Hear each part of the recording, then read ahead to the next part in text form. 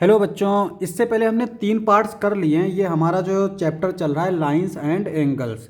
तो अगर वो 3 पार्ट्स तुम्हें देखने हो तो नीचे डिस्क्रिप्शन में प्लेलिस्ट का लिंक मिल जाएगा, उसमें जाके देख सकते हो। ये हमारा 4th पार्ट है। इसमें कहता है मेकिंग रोटेटिंग आर्म्स। तो यहाँ पे क्या कह रहा है कि हमें एक रोटेटिंग आर्म बनानी है। Let us make rotating arm using 2 paper straw. 2 paper straw लिए गए हैं and paper clip by following these steps. तो यहाँ पे कह रहा है कि 2 पेपर स्ट्रॉ ले लेंगे और एक पेपर क्लिप ले लेंगे। तो हमारे पास पेपर स्ट्रॉ तो नहीं है, लेकिन हमारे पास ये रिफिल है, हम इनका इस्तेमाल करके अभी बनाते हैं। ठीक है, तो पहले पढ़ लेते हैं क्या क्या करना है। Take 2 paper straw and paper clip, insert the straws into the arms of the paper clip, you rotate your rotating arm is ready. तो तुम्हारा रोटेटिंग आर्म जो है वो रेडी हो जाएगा। तो करके देख लेते हैं। तो ये है हमारा पेपर क्लिप और ये हो गई हमारी स्ट्रॉ। थोड़ा इसको हम कैमरे को ऊपर कर लेते हैं ताकि जो है अच्छे से दिखे। देखो क्या करना है यहाँ पे। सबसे पहले इस पिन को जो है हम खोल लेते हैं इस तरह से। ठीक है, और इसको थोड़ा सा इस तरह से ऐसे कर लेते हैं। सिमिलरली यहाँ पे इसको हम ऐसे खोल लेंगे। ठीक है, इस तरह से, और इसको इस तरह से। अब इसको हम इस रिफिल के अंदर ऐसे कर देंगे इस तरह से, और इसको हम लोग इसके अंदर ऐसे समा देंगे इस तरह से। ठीक है, तो यहाँ पे ये हमारी आर्म बन गई। तो इसको हम लोग इस तरह से रोटेट कर सकते हैं, यानी एक आर्म को होल्ड कर लिया, दूसरी आर्म को रोटेट कर रहे हैं। सिमिलरली अगर हम इसको होल्ड कर लें तो इसको ऐसे रोटेट कर सकते हैं। तो ये हमारी बन गई रोटेटिंग आर्म। मतलब क्या है, देखो जैसे ये हम आर्म को अगर करीब ले जाते हैं तो यहाँ पर ये एंगल छोटा होता जा रहा है। इनको अगर हम दूर लेते हुए जा रहे हैं तो एंगल हमारा बड़ा होता जा रहा है। और ये आर्म जो है ये रोटेट भी कर सकती हैं, है ना। लेकिन अगर हम देखें तो रोटेट करने पर एंगल बदल रहा है। देखो इसके बीच में मान लो अभी कुछ एंगल बना हुआ है, तो इसको हमने ऐसे पकड़ लिया। अब हम इसको ऐसे रोटेट करके ले आए। ठीक है, लेकिन अगर हम देखें तो बीच का एंगल जो है वो चेंज नहीं हुआ। तो यहाँ पे रोटेटिंग आर्म से हमारे एंगल पर कोई भी इम्पैक्ट नहीं पड़ता है। ठीक है, अब आगे देखो क्या दे रखा है। आगे कहता है कि make make several rotating arm with different angle between the arms. तो यहाँ पे कह रहा है कि कई सारी इस तरह की आर्म बना सकते हैं, उनके बीच में अलग अलग एंगल होगा। Arrange the angle you have made from the smallest to largest by comprising and using super imposition.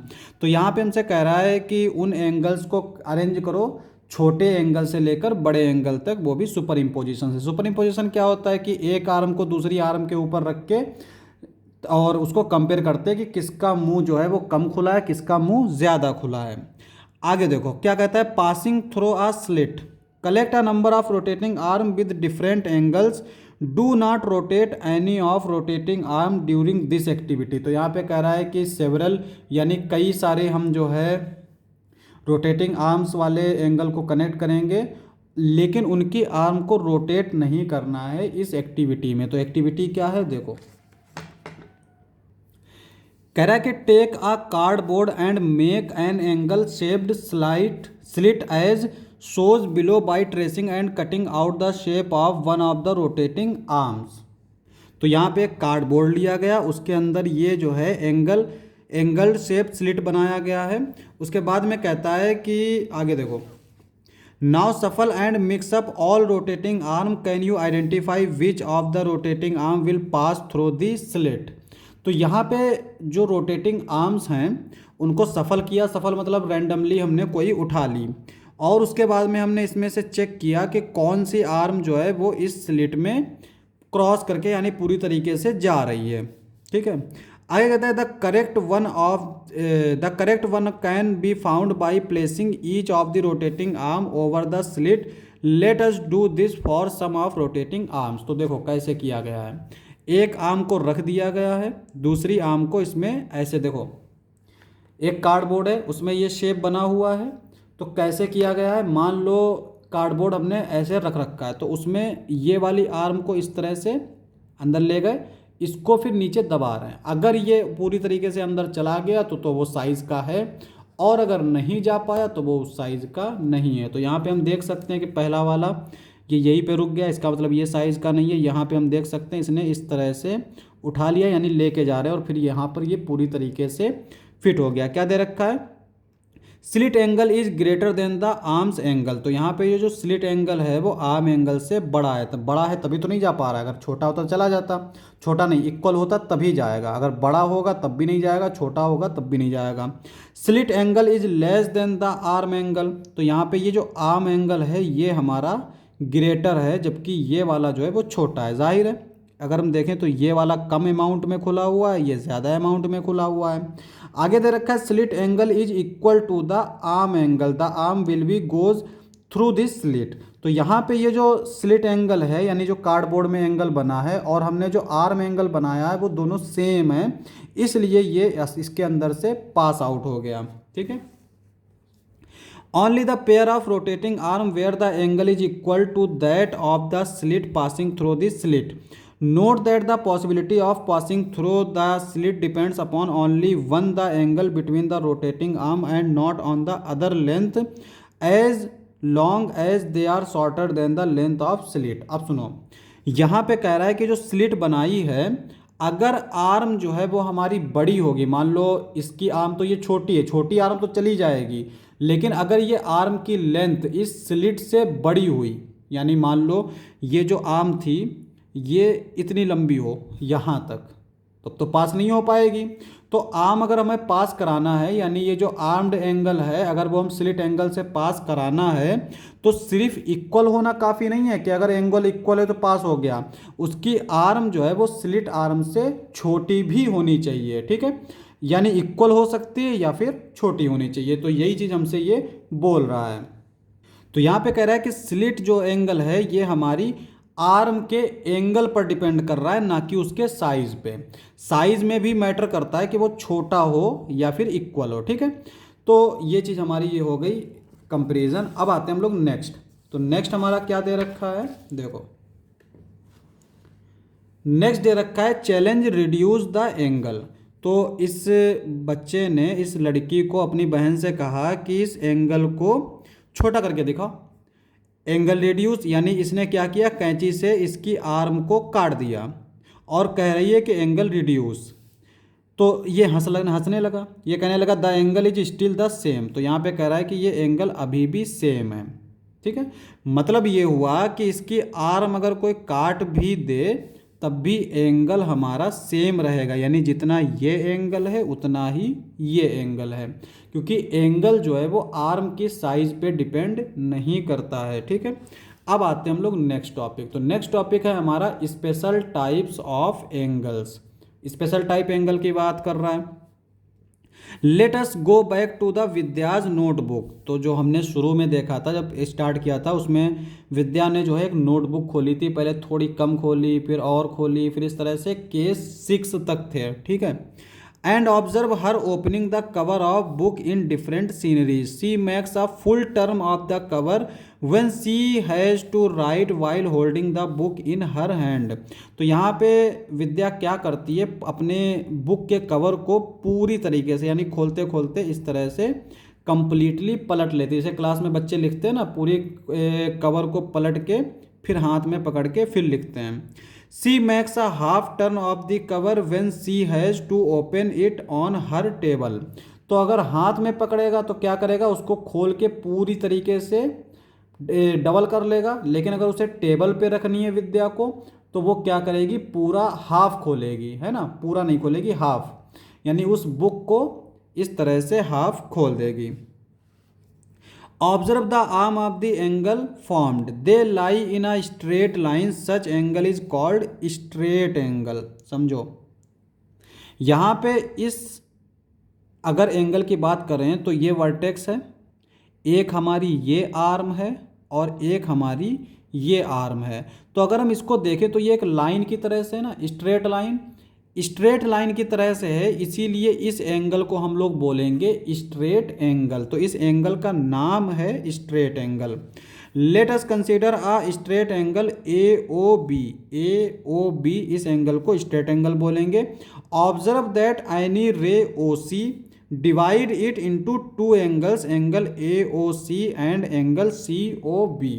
तो यहाँ पे देखो एक स्ट्रेट एंगल है इस तरह से, ए है ये ओ है और ये बी है। एक रे ओ सी ले ली, तो ओ सी हमारी रे मान लो इस तरह से ले ली, ये ओ है और ये सी है। तो इस एंगल ने क्या किया, इस स्ट्रेट एंगल को दो एंगल्स में डिवाइड कर दिया। एक एंगल हो गया ये और एक हो गया ये, और यही चीज़ हमें वो दिखा रहा है। नेक्स्ट देखो पेज पे, तो ये देखो इस तरह से यहाँ पे क्या किया, इस रे ने इस स्ट्रेट एंगल को दो इक्वल पार्ट्स में डिवाइड, इक्वल पार्ट्स नहीं दो पार्ट्स में डिवाइड कर दिया। एक एंगल हमारा ये बन गया, एक एंगल हमारा ये बन गया। Is it possible to draw O C such that the two angles are equal to each other in size. तो यहाँ पे कह रहा है कि एक स्ट्रेट एंगल था और उस एंगल पे हमने एक रे ले ली ओ सी, उसने इस स्ट्रेट एंगल को डिवाइड कर दिया इस एंगल में इस एंगल में। तो हमसे कह रहा है कि क्या कोई ऐसा ओ सी होगा जो इस एंगल को इक्वल डिवाइड कर दे। तो देखो मान लो हमने ये इस तरह से ले लिया एक स्ट्रेट एंगल, ठीक है, तो ये स्ट्रेट एंगल है, इसको अगर इक्वल पार्ट्स में डिवाइड करना है तो क्या करेंगे, हम एक इस तरह से रे ले लेंगे ओ सी, ठीक है, ये ओ सी ले ली, तो ये एक एंगल बन गया, एक ये एंगल बन गया, और ये दोनों एंगल कैसे होंगे, इक्वल एंगल्स होंगे। और इन्हीं एंगल को बोला जाएगा, अगर हम इसको अलग अलग लिख लें इस तरह से, ठीक है, तो ये एंगल और ये एंगल इक्वल हो गए, इनको हम लोग बोलते हैं राइट एंगल। नाम याद रखना इन एंगल्स के। देखो लेट एक्सप्लोर, तो यहाँ पे कुछ एक्टिविटी करके दिखा रहा है। We can try to solve this problem using a piece of paper. Recall that when a fold is made, it creates a crease which is straight.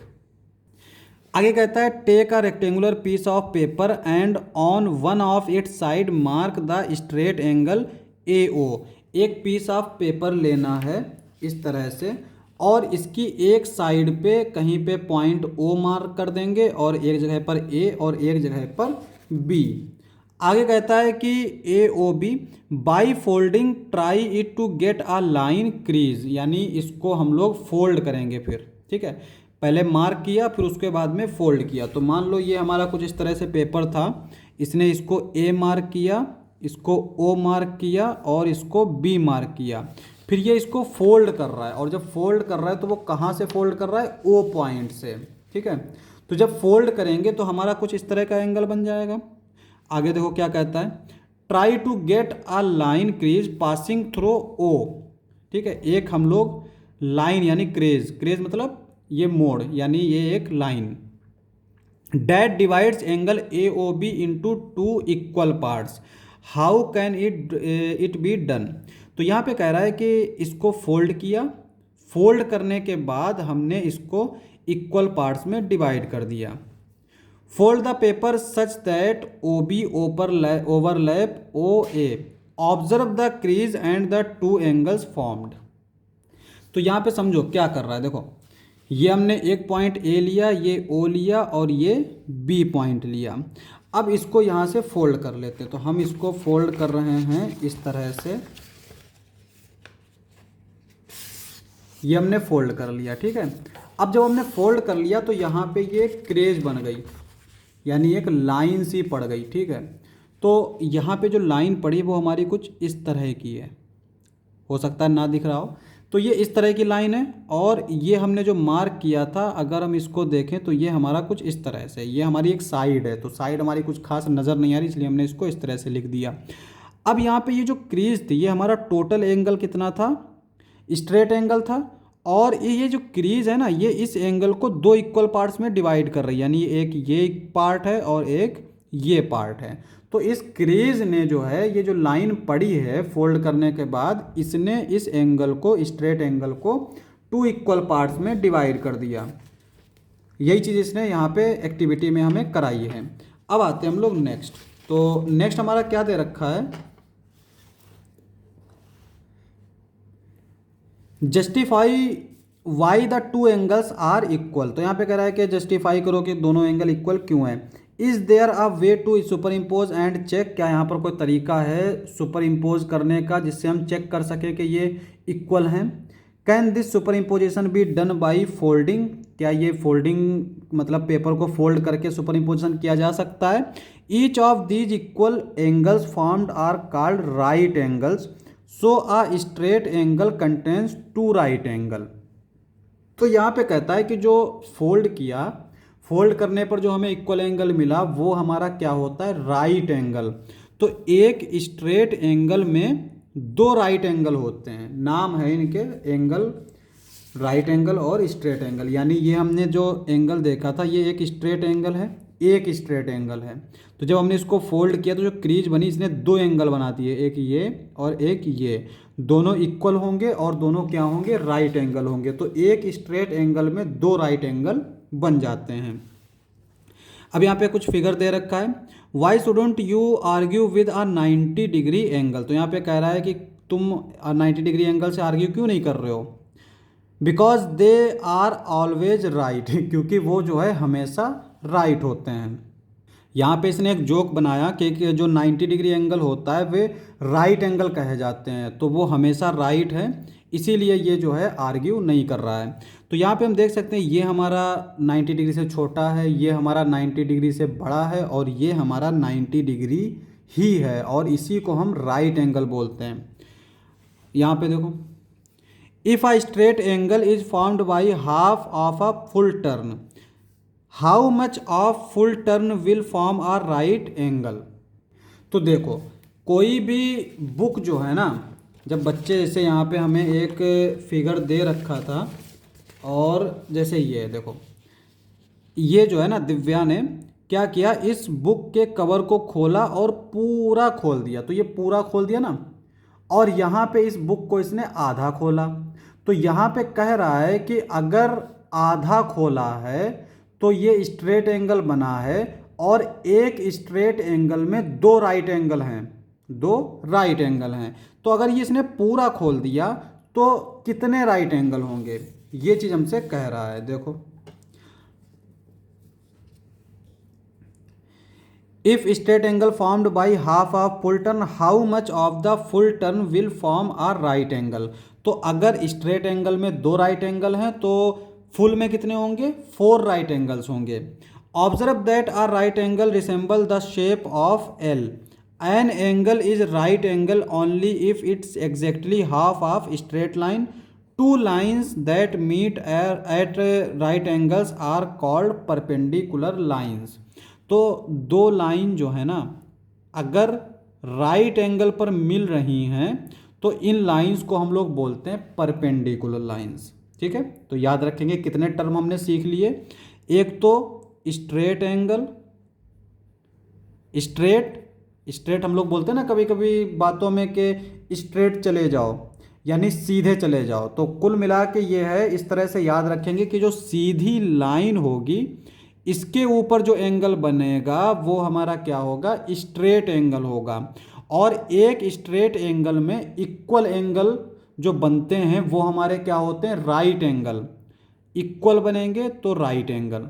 ठीक है, और इन राइट एंगल जब बना रहे होंगे तो इन आर्म को, ये जो आर्म थी, इन आर्म को हम बोलेंगे कि ये एक दूसरे के परपेंडिकुलर हैं। ठीक है, ये सारी चीज़ें हैं। अब हम लोग करते हैं एक्सरसाइज, क्या दे रखी है, how many right angles to the windows of your classroom contains, do you see other right angles in your classroom. तो देखो क्लासरूम में जो विंडो लगी होती है जब तक वो बंद रहती है तब तक वो स्ट्रेट एंगल बनाती है। इसको थोड़ा सा विजुलाइज करने की कोशिश करो। तो अगर हमने विंडो का एक पल्ला खोला, ठीक है, और उसको बिल्कुल परपेंडिकुलर रख दिया तो वहाँ पे दो एंगल बन जाएंगे। मान लो ये दीवार है और हमने एक विंडो का पल्ला खोला बिल्कुल परपेंडिकुलर, तो एक दीवार के साथ ये एंगल बन जाएगा, एक दीवार के साथ ये एंगल बन जाएगा। तो एक विंडो से दो राइट एंगल बनेंगे, एक विंडो से दो राइट एंगल बनेंगे। तो one window is equal to two right angles, two right angles. तो अब तुम्हारी क्लासरूम में कितनी विंडो हैं, तो जितनी भी विंडो हैं उसको हम 2 से मल्टीप्लाई कर देंगे। मान लो विंडो है 5, तो राइट एंगल कितने होंगे 10। अगर विंडो है 10 तो राइट एंगल होंगे 20। अगर विंडो है 20 तो राइट एंगल होंगे 40। यही चीज़ है, ठीक है। अब हम लोग करते हैं नेक्स्ट क्वेश्चन। तो सेकेंड क्वेश्चन है वो हमारा क्या दे रखा है, join A to the other grid points in the figure by straight line to get a straight angle, what are all different ways of doing it. तो यहाँ पे कह रहा है कि ए से हम इन पॉइंट्स को मिलाएं ताकि ये स्ट्रेट एंगल बन जाए। तो यहाँ पे हम क्या कर सकते हैं, देखो इसको इस तरह से मिला सकते हैं, तो यहाँ पे ये जो एंगल बनेगा ये हमारा क्या होगा, स्ट्रेट एंगल होगा। सिमिलरली यहाँ पे हम लोग इसको इस तरह से मिला देंगे तो ये जो एंगल बनेगा ये स्ट्रेट एंगल होगा।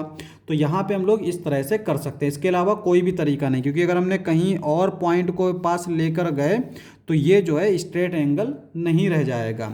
नेक्स्ट क्वेश्चन दे रखा है, now join A to the other grid point in the figure by straight line to get a right angle. तो पहले जो ग्रिड लाइन थी उसको हमें क्या बनाना था, स्ट्रेट एंगल बनाना था और यहाँ पे हमें राइट एंगल बनाना था। तो स्ट्रेट एंगल बनाने का एक ही तरीका था कि हम इसको इधर बढ़ाते और इसको उधर बढ़ाते, लेकिन राइट एंगल के पास हमारे पास 2 तरीके हैं। एक तो क्या है, हम इसको नीचे ले जा सकते हैं इस तरह से, तो यहाँ पे ये जो एंगल बन रहा है ये हमारा एक राइट एंगल होगा। दूसरा तरीका ये है कि हम इसको ऊपर ले जाएंगे, तो यहाँ पे ये जो एंगल बनेगा ये हमारा राइट एंगल होगा। तो यहाँ पे 2 डिफरेंट वेज होंगे, 2 डिफरेंट वेज। सिमिलरली यहाँ पे अगर हम देखेंगे तो इसको हम लोग इस तरह से ले जाएंगे तो एक ये राइट एंगल बन जाएगा, और इसको अगर हम लोग इस तरह से ले जाएंगे तो दूसरा ये राइट एंगल बन जाएगा। तो यहाँ पे भी 2 डिफरेंट वेज हैं।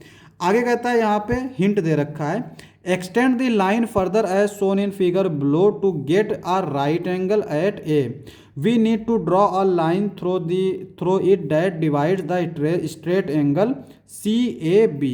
तो यहाँ पे हमसे कह रहा है कि अगर हम इसको इस तरह से ले जाएं और इसको इस तरह से ले जाएं, तो जब हम इसको आगे बढ़ा देंगे तो हमारे पास कितने राइट एंगल हो जाएंगे, 2 हो जाएंगे, एक ये। सिमिलरली यहाँ पे एक ये 2 राइट एंगल रहेंगे। सिमिलरली 2 इधर हमारे एंगल बन जाएंगे। जब हमने लाइन अपनी तरफ से बढ़ा दी तो 2 एंगल भी बढ़ जाएंगे, लेकिन हमसे इसने ये कहा नहीं है कि हम इस लाइन को बढ़ाएंगे। हमसे सिर्फ ये कहा है कि हम किन ग्रिड पॉइंट्स को मिलाएं कि ये हमें राइट एंगल दे दे, ठीक है। तो ये हमारी हिंट है, लेकिन हमें इसकी ज़रूरत नहीं पड़ेगी। राइट एंगल को हम जानते हैं कि जो इसके ऊपर जस्ट परपेंडिकुलर डाल रहा हो, ठीक है। ये हमारा था क्वेश्चन नंबर 3। अब है हमारा क्वेश्चन नंबर 4। तो क्वेश्चन नंबर 4 क्या दे रखा है, देखो, get a slanting crease on the paper, now try to get another crease that is perpendicular the slanting crease. तो यहाँ पे जो है स्लैंट हाइट का मतलब क्या होता है, हम इसको जो है ड्रॉ करके ही चेक कर लेते हैं। देखो, मान लो हमारे पास ये एक पेपर है, ठीक है, और इस पेपर को हम फोल्ड कर रहे हैं। थोड़ा सा कैमरा दूर कर लेते हैं। तो इस पेपर को हम कैसे फोल्ड कर रहे हैं, तिरछा। इस जो हमसे ये बोल रहा है ना स्लैंट, तो स्लैंट मतलब तिरछा, यानी इस तरह से, ठीक है। इस तरह से हमने इसको फोल्ड कर लिया यहाँ पे, और इसको हम लोग इस तरह से इधर से फोल्ड कर लेंगे, ठीक है। यानी हम लोग इसको यहाँ से ऐसे फोल्ड करेंगे,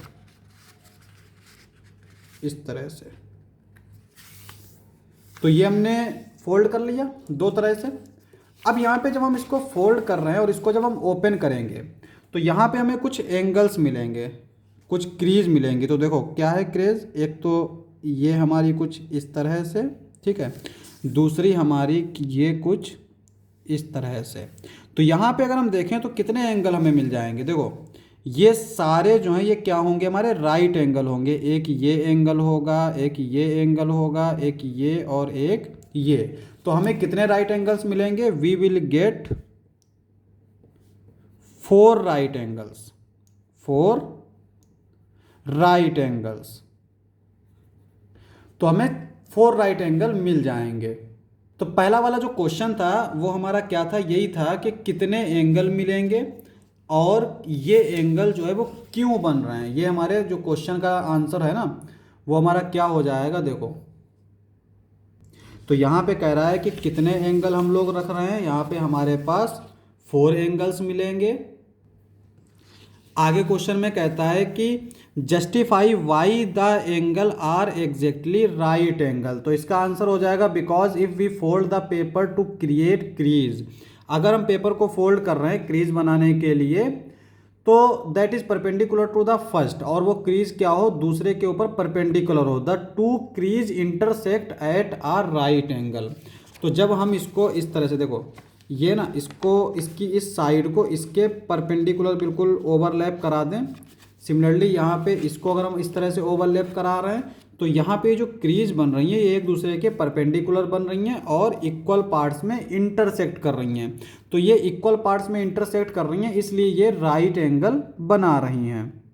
तो यहाँ पे हमारा आंसर हो जाएगा if we fold a paper from slanting crease the two crease intersect at are right angle. तो वहाँ पे दोनों क्रीज जो हैं वो एक दूसरे को राइट एंगल पर काटेंगी। दूसरा बी वाला दे रखा है, describe how folded the paper so that any person who doesn't know the process can simply follow your description to get the right angle. तो यहाँ पे कह रहा है कि अगर हमारा कोई ऐसा बंदा जिसको नहीं पता है पूरा प्रोसेस किस तरह से बनेगा, तो वो तुम्हारा फोल्ड करने का तरीका ही जो है उसको बता दे कि किस तरह से राइट एंगल बनेंगे। तो यहाँ पे हमसे कह रहा है कि ये जो प्रोसेस था ये हमें लिख के देना है, ताकि जिसको नहीं पता है कि हमने क्या किया है उसको पढ़ के पता चल जाए कि हमने क्या किया था। तो वहाँ पे हमारे जो भी हमने प्रोसेस किया था वो सारे हम लिख देंगे। तो यहाँ पे हम लिखेंगे starting by folding the paper so that one crease meets through the opposite edge create a starting slanting crease. और सेकेंड पॉइंट में लिखेंगे now fold the paper again but this time again the slanting crease with the edge of the paper ensure the fold is perpendicular the first crease. तो यहाँ पे कह रहा है कि हमें इसको जो है पहले हमने इस तरह से फोल्ड किया, दूसरी बार हमने इस तरह से फोल्ड किया, तो यही चीज़ हम उसको लैंग्वेज में लिख के देंगे। और तीसरे पॉइंट पर क्या लिखेंगे, when we open the paper we will see that the two crease intersect at a right angle forming 4 right angles, यानी 90 डिग्री पर एक दूसरे को कट कर रहे हैं और वो हमारे 4 राइट एंगल बना रहे हैं। तो ये हमारे 4 क्वेश्चंस हो गए और यहीं पे हमारी एक्सरसाइज समाप्त हुई। हम लोग नेक्स्ट में देखेंगे क्लासिफिकेशन ऑफ एंगल्स। तो ये हम लोग नेक्स्ट टॉपिक में देखेंगे। तो आज के लिए बस इतना ही।